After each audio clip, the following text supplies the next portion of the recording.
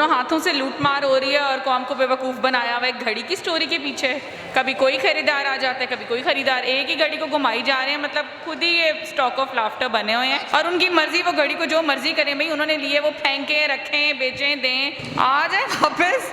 अवाम ने कौन सा उनके साथ खड़े होना है, जूते ही पड़ने हैं दोबारा, आ जाए वापस। इमरान खान ने सबको 13 जमातों को पहली दीवार के साथ लगा दिया है, अकेली पीटीआई एक तरफ और ये सब एक तरफ।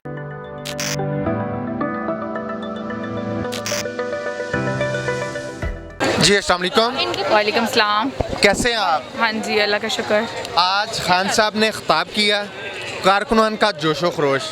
दूसरी तरफ हम देखते हैं सोशल मीडिया हो या मीडिया हो, नॉन इश्यूज़ को इशू बना के जो कौम के सवाल नहीं उस पर बहस किए जा रहा है। इस पर क्या कहना चाहेंगी खान साहब को, जो कि कौम का इशू नहीं, मैंने कहा नॉन इशू को इशू बना के गड़ी चोरी का इल्ज़ाम लगा रहे हैं, क्या कहना चाहेंगी? आई थिंक इस पे तो अब बात भी नहीं करनी चाहिए। आप दूसरी तरफ देखें, दोनों हाथों से लूटमार हो रही है और कौम को बेवकूफ़ बनाया हुआ है एक घड़ी की स्टोरी के पीछे।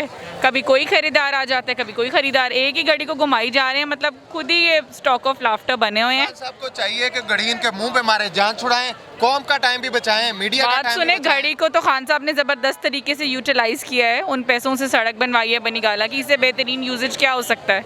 और उनकी मर्ज़ी, वो घड़ी को जो मर्ज़ी करें भाई, उन्होंने लिए वो फेंकें, रखें, बेचें, दें, ये कोई इशू नहीं है। हमारे लीडर है, हमें इससे बिल्कुल कोई मसला नहीं है। घड़ी की आड़ में जो दोनों हाथों से चोरियां हो रही हैं ना इस वक्त, लूटमार जो हो रही है, उसके ऊपर सबको तवज्जो देनी चाहिए। जो फ़ायदा उठा रही हैं सारी पार्टीज़, ये जो पीडीएम की जमा हुई हैं, इसके ऊपर कंसंट्रेशन की ज़रूरत है। उससे अटेंशन डाइवर्ट करने के लिए इनको कुछ भी नहीं मिला। हंसी आती है, घड़ी कोई चीज़ है आजकल के दौर में डिस्कस, कोई पहनता है घड़ी? इधर आप देखें कि किसी ने पहनी हुई है घड़ी?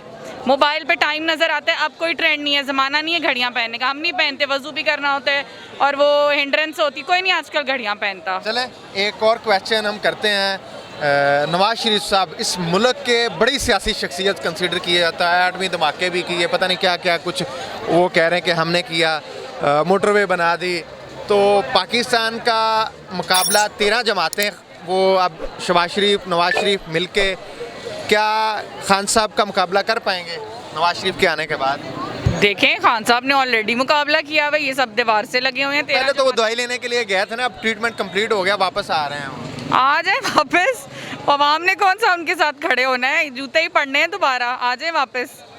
लोगों को नहीं पता क्या बहाना मार के गए, अच्छे भले हैं, वहाँ पे कुछ भी नहीं हुआ हुआ, आ जाए वापस। पीटीआई ने तो सारी, इमरान खान ने सबको 13 जमातों को पहली दीवार के साथ लगा दिया है, अकेली पीटीआई एक तरफ और ये सब एक तरफ, जो मर्जी वापस आ जाए। चारों बहनें खड़ी हैं बापर्दा, बड़ा एक संजीदगी का माहौल था, ओवरऑल सिक्योरिटी के इंतजाम जिस तरह से होते हैं। लेकिन दूसरी तरफ मौलाना फजल रहमान साहब वो अजीबो गरीब बयानात जारी करते हैं। कभी कहते हैं फहाशी के लिए ये जलसों में जाती हैं ख़वातीन, कभी कहते हैं ज़मीन गर्म की जाएगी, कभी कुछ मुख्तलिफ तरह की इल्ज़ाम तराशी होती है, क्या कहना चाहेंगे? असल में वो, उनको पता ही नहीं है कि असल क्या यहाँ माहौल होता है, ठीक है। वो समझते हैं कि जिस तरह उनकी वहाँ नॉन सीरियसनेस है हर जगह होती है, ऐसी कोई बात नहीं है। मैं तो यही कहूँगी कि उनको पता ही नहीं है कि कौम और अवाम का जज्बा क्या है अपनी मुल्क के लिए, और जो पाकिस्तानियों के लिए खड़ा होगा, पाकिस्तान के लिए आवाज़ उठाएगा। जैसे खान साहब ने एक स्टैंड लिया है, अपनी वजारत उज़्मा की कुर्सी को ठोकर मारी है और उन्होंने एक स्टैंड लिया है अपनी आवाम और कौम के लिए, इसलिए हम खान साहब के साथ हैं।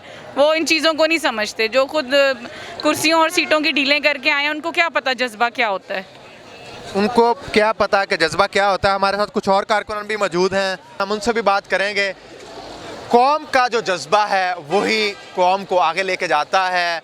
किसी से सियासी जलसे करवा लेना, किसी के ज़रिए से बहुत बड़ी रैलियाँ निकलवा लेना, इससे कौमें जज्बात के बगैर अपनी हकीकी तरक्की की, हकीकी मंजिल की तरफ आगे नहीं बढ़ सकती। इसी के साथ मुझे अपने मेज़बान के आज़ाद को इजाज़त दीजिए। देखते रहिए नवाइन शान, अल्लाह निगहबान।